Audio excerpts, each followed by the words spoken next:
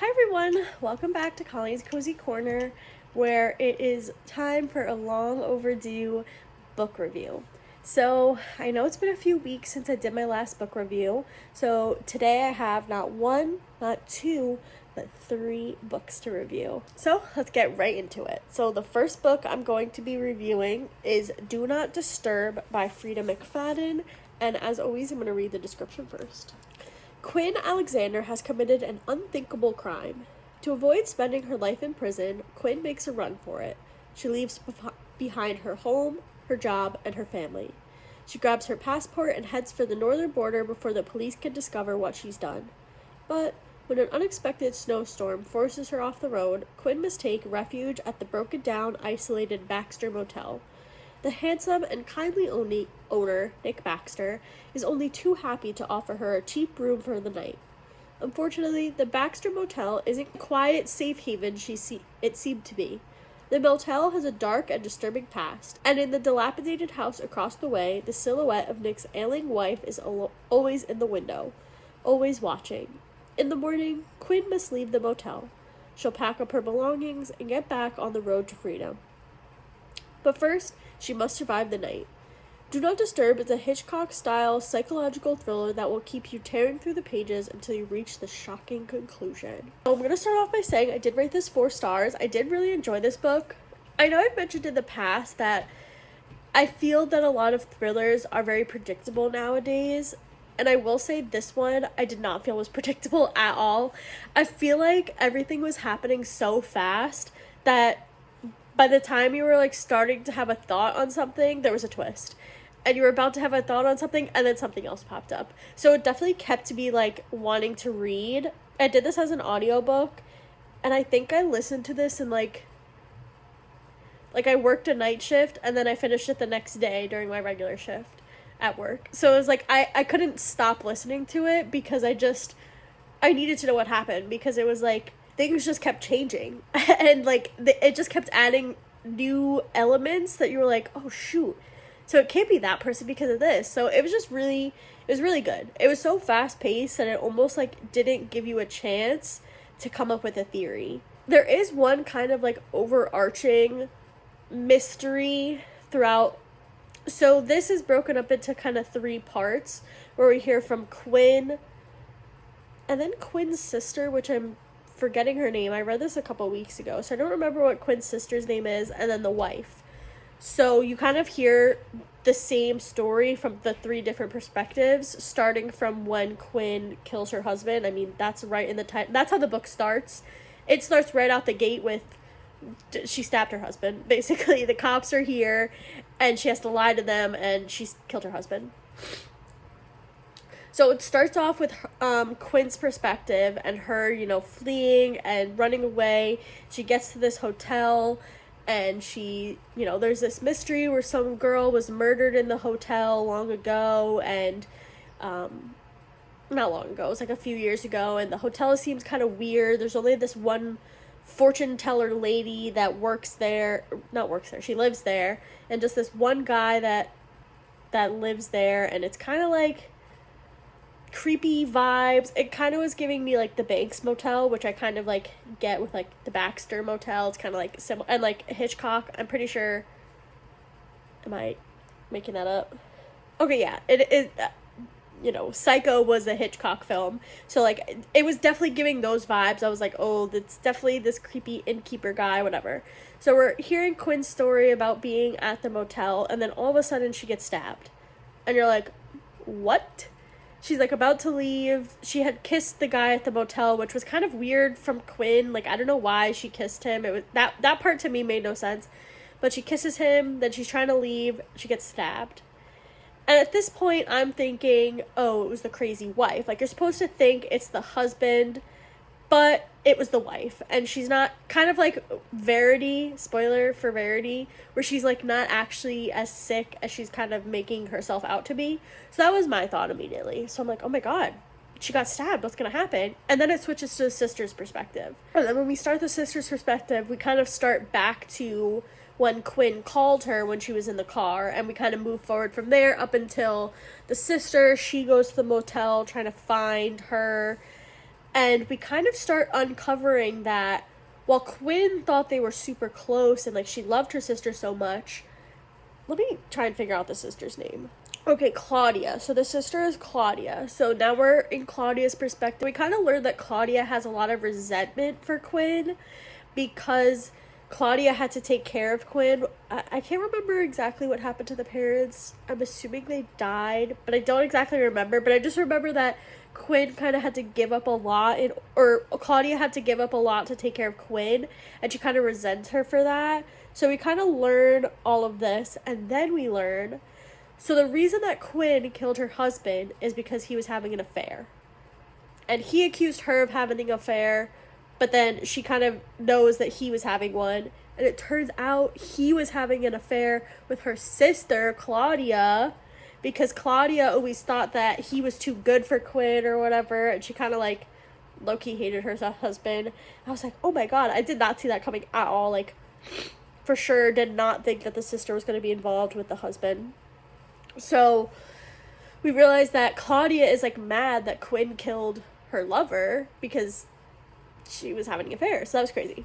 I don't exactly remember how Claudia's part ends, but regardless, at some point we switched to Rosalie's perspective.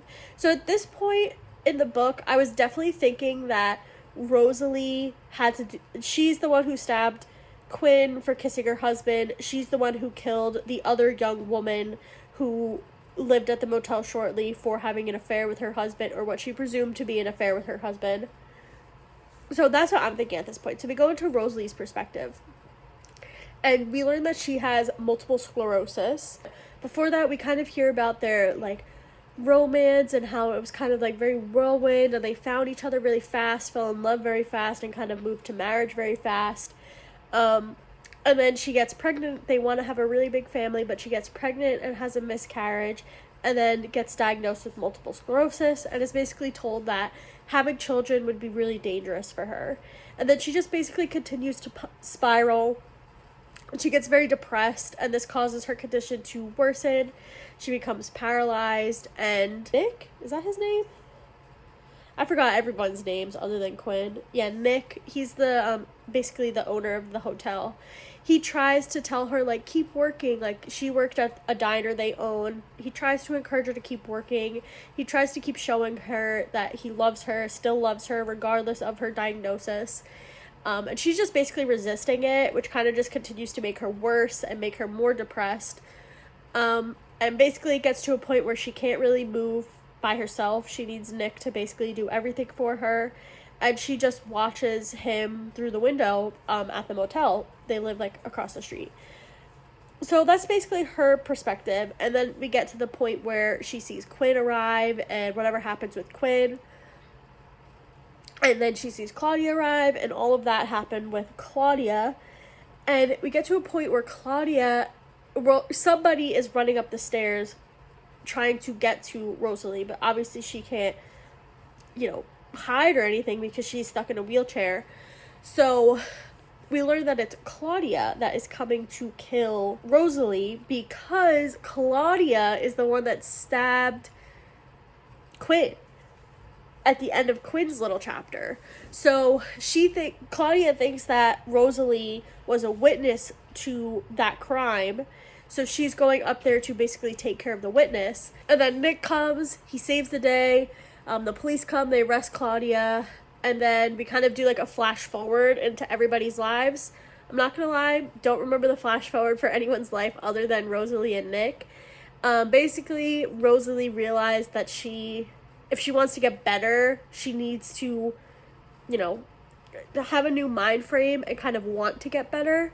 So she kind of starts doing the physical therapy that the doctors recommend, and then she's able to get back to work.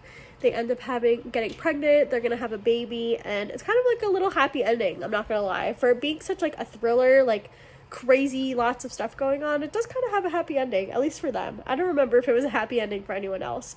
But that's pretty much it for this book. I did rate it 4 stars. I really enjoyed it. Like I've mentioned in the past, I find a lot of thrillers to be very predictable. And I think I could say now in retrospect, at the time I thought this was going on.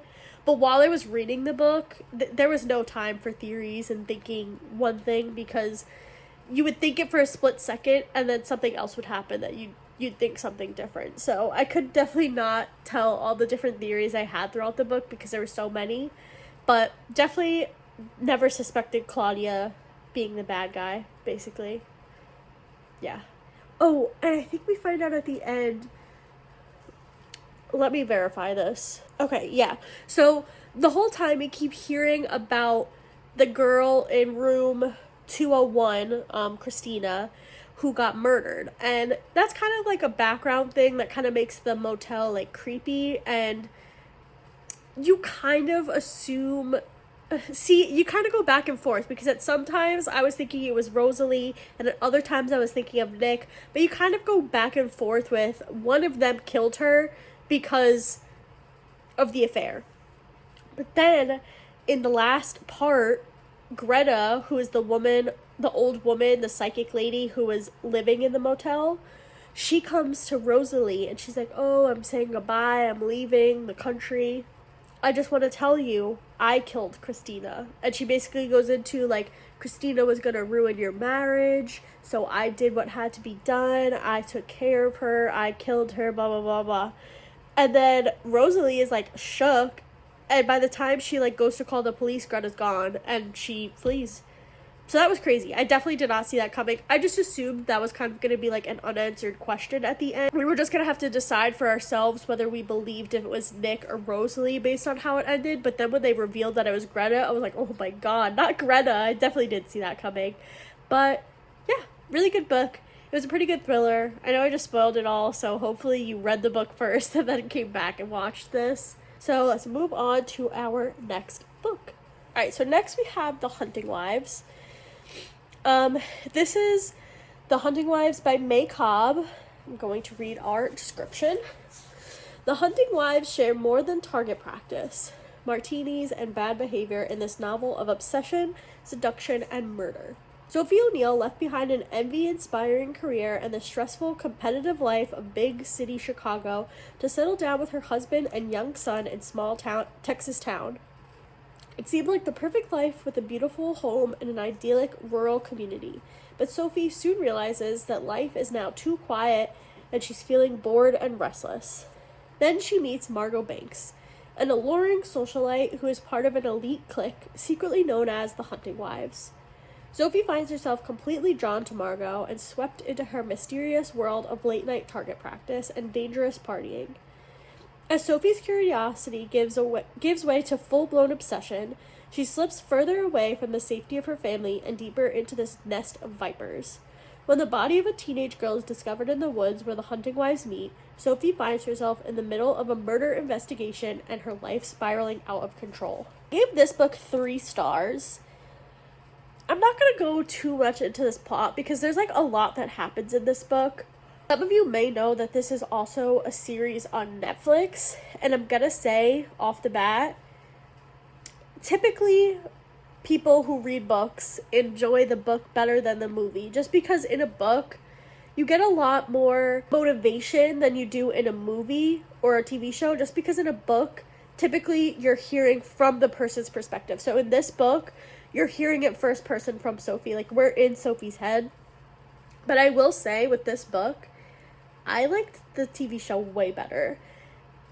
And it is difficult to compare them because I feel that there's a lot of different plot points between the two. So just like some minor examples. So in the show, it kind of sets up that Sophie has a past in which she was basically an alcoholic and she got in an incident where she was drunk driving and she killed a person. I don't believe that is in the book. Something I definitely know is different from the book and the show is that in the show, we basically start off with Sophie is sober, she does not drink anymore because of her past, and she also does not drive because of her past.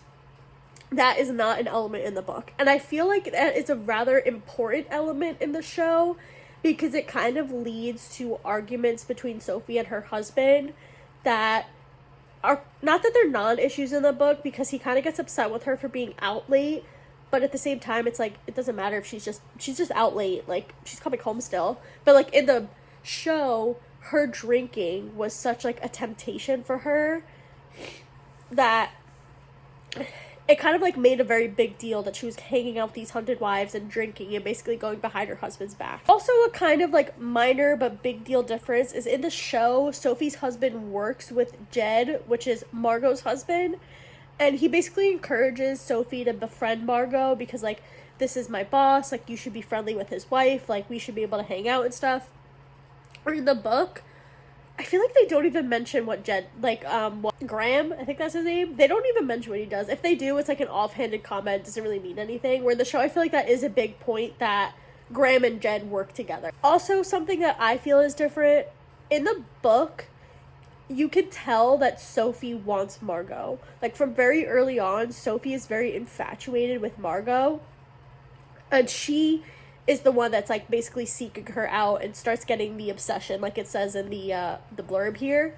Where in the show, at least to me, I will also preface, I started the show before I read the book. So I watched the first 4 episodes of the show, then I read the book, then I finished the show. So from my perspective when watching the show, to me it seemed like Sophie kind of got pulled into this world. Like, she wasn't actively seeking it out. And I didn't feel like in the show there was that obsession that there is in the book. I just feel like there was different motivations. Like, to me, it felt like in the show, Sophie was kind of, like, going along with the group, kind of, like, out of peer pressure because she just moved to a new town. She wants to fit in with these wives that she should be friends with. So she's just kind of going with the flow, and then it just spirals and kind of goes crazy. Where in the book, like, she wanted that. She wanted to be a part of the wives. She wanted to be with Margot. Like, that was what she wanted. Another minor thing that I guess doesn't mean too much. In the show, Jill's husband is the pastor, so she's the pastor's wife. In the book, it doesn't mention that he's the pastor. But those are just some, like, minor-ish plot points that differ between the show and the book that kind of show that there's a big difference between them. The major plot points are pretty similar. So, for example, at about the halfway point in both, Abby gets killed, and the whole rest of the plot is basically Sophie's being framed by somebody, and we have to figure out who is the murderer. I will say, I know I said that there's only minor differences, but I would say that everything after Abby getting killed is pretty much completely different. Like, it's similar-ish, but not really. In the book, I know I'm doing a book review, so I should talk more about the book. But in the book, basically, Sophie gets framed. Her fingerprints are found on the murder weapon. And then there's just a few other pieces of evidence that the police are pointing to her. And so now she's spiraling even more because she's being framed for murder, which she didn't do. But in order for her to give her true alibi, she has to say that she was with Jamie, he's not underage, he is 18, but he's an 18-year-old high school student. So she has to basically admit that she was cheating on her husband and stuff. So she kind of lies to the police about all that. It's just a lot of lies, and basically she's doing all the investigation. Towards the end, she finds out that Abby had an abortion, and that somebody pressured Abby to have an abortion. We find out that those 2 people were Jill and Callie, who drove Abby, I don't know if it was out of state or out of town, to go get an abortion. And then it kind of spirals. We find out that, oh, I gotta back up a little. At first, Sophie's thinking, oh my god, Margot did this. Margot's framing me because she was at the Margot's lake house with Margot, Brad, and Jamie. She blacks out at some point, doesn't know what happened. She just hears the gunshots. So she's thinking it's Margot. They kind of agree they're gonna share an alibi, but then Margot turns on her, and that's why she gets framed. So she's thinking it's Margot. But then Margot gets killed, which obviously she does not get killed in the show. So that was like a big shock. Like, oh my god, what? So then you kind of spiral. We get to the part with the abortion. We find out that Jill and Callie, the friend Callie, are the ones that brought Abby. we basically find out that Jill was the murderer. Jill killed Margot. Jill meant to frame Margot, but accidentally framed Sophie. Jill gets arrested. Story ends. So it was good. To me, it's a bit difficult. Since we were in Sophie's perspective, a lot of it is very, like, manic, because she is spiraling. She's, like, going out of control, crazy, like, obsessed with Margot, and then getting framed for murder and trying to clear her name. So it's just kind of, like, a lot of craziness. Going back to the show briefly, I personally enjoyed the show better because we got to see from, like, everybody's perspectives. We weren't just stuck in Sophie's perspective.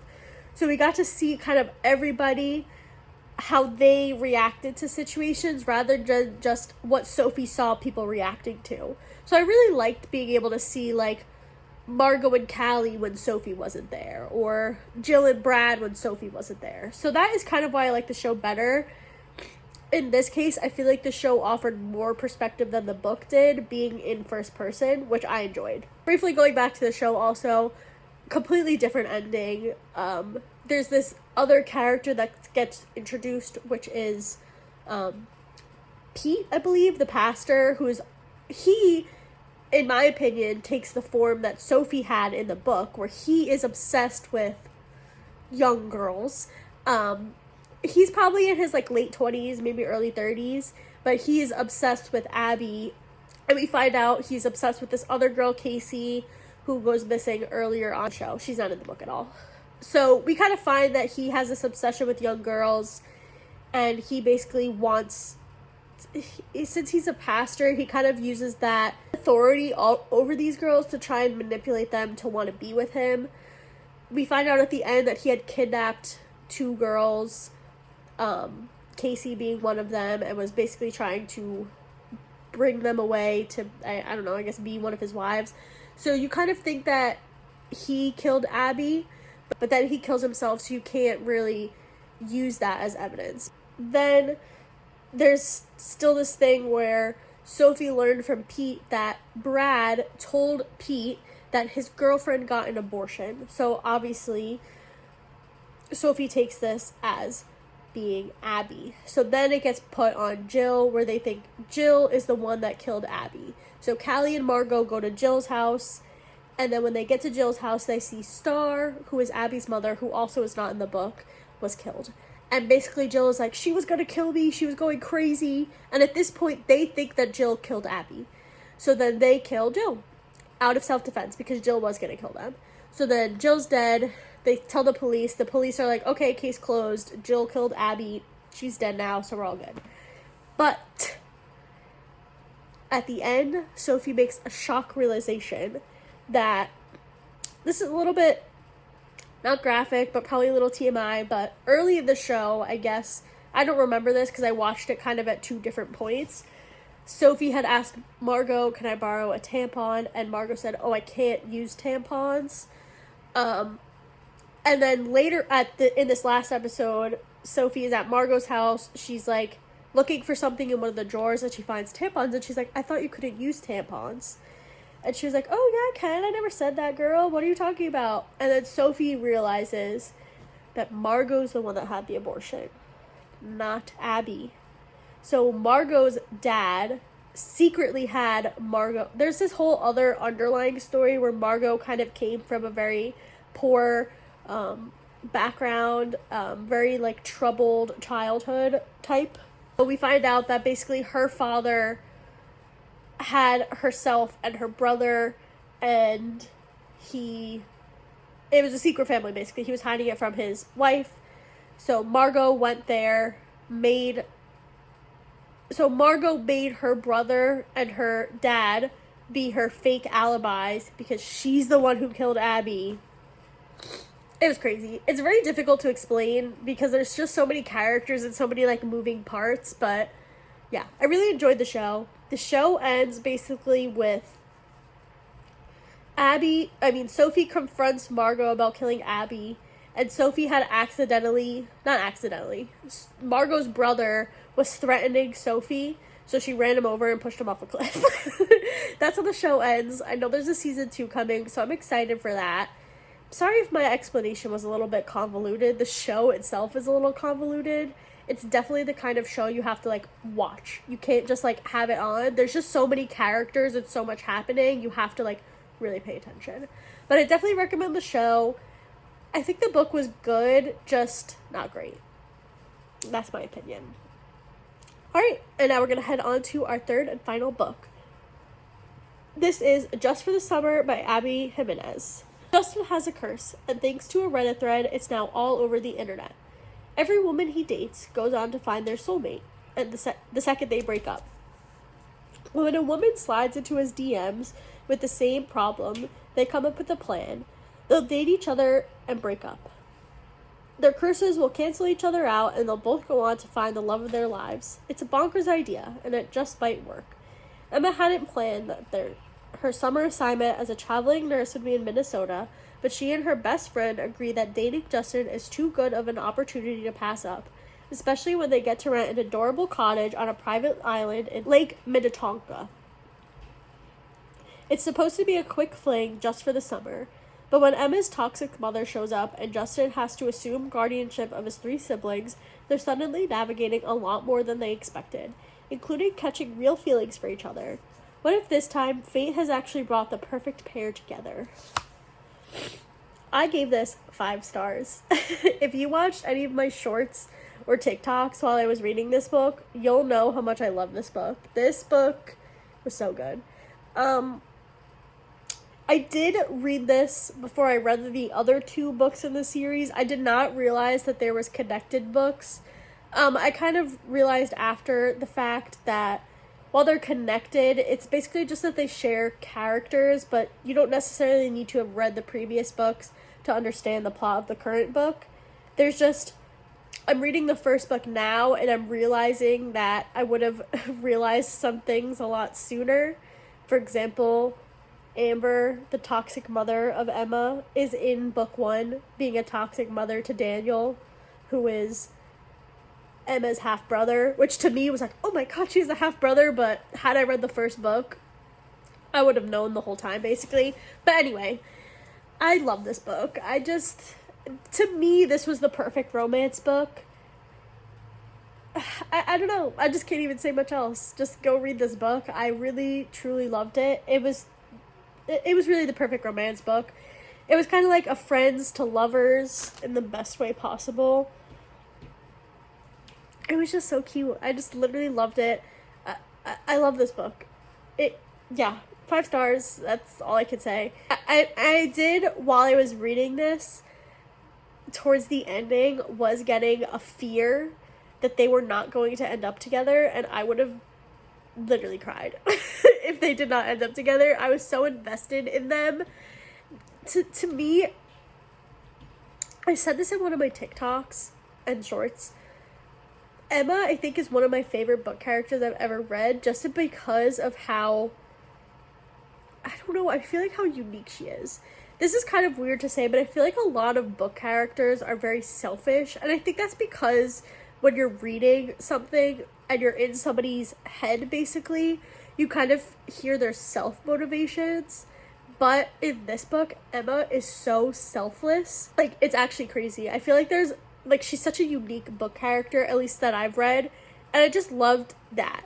And I loved that throughout the book, she was basically teaching Justin how to be empathetic and how to see things from other people's perspectives in a way that it was almost like teaching the reader, like, you don't know everybody's struggles, so you should come to them with compassion and kindness rather than just kind of do stuff based on what you think they should do or something like that. Yeah, I just really love this book. It was so good. Like I was saying, there was a part of me towards the end that was like, there is a real possibility that they do not end up together, because it is called Just for the Summer, and she is supposed to travel away. So I would not have been surprised if it ended like that, but I'm so happy it didn't. I would have been so sad. I think it would have been like, I think it still would have been a good ending and kind of shown like a realistic kind of romance where, like, just because it was such a good romance doesn't mean it was meant to last. Like, it could have been like a little lesson like that, but no, I wasn't interested in that. I just wanted Justin and Emma to end up together, and luckily they did. And it was so cute. I loved it. It was a really good book. I would recommend this 10 times over to anyone. Like I mentioned also when I started this book, I am reading the first book in the series right now. I don't like it as much as I like this one. I just think it's also really hard to read a book that you love so much to then go read another book. Because, like, you're just still thinking about that book and you want the next book you read to be just like that book, but it's not going to be. So, I don't like it as much, but it's still a really good book. I think it's nice because it is a different kind of romance trope where in Just for the Summer, it's kind of like a friends to lovers to strangers to lovers kind of towards the end, where in Part of Your World, which is the first book, it's kind of like, it's not really friends because they're not really friends. I don't even know what to call the trope. It's like friends with benefits to lovers, I guess. I mean, I'm not at the to lovers part, but I know from this book that they end up together. So yeah, it's just like, it's like a different trope, which makes sense. If you're gonna do like a romance series, you don't want every book to be the exact same, where it's like they become friends, they spend time together, they break up, they come back together. You don't want all 3 books to be the same, so I understand why it's different. I just personally like this trope better. That's all. That's all I can say about this book. I just like it so much. If you want to know a little bit more about the plot, throughout my 75 soft, any book that I'm reading physically, I am also doing daily shorts and TikToks where I kind of discuss the plot a little bit and kind of like keep you guys updated on what part of the book I'm up to, so you guys can check that out. That is all for this book review of my April books. I'm back on track. I'm still reading. I'm reading 2 books right now, and I will definitely be keeping up with my weekly book reviews from now on. So see you guys next week for May week 1 and 2 book reviews. Bye!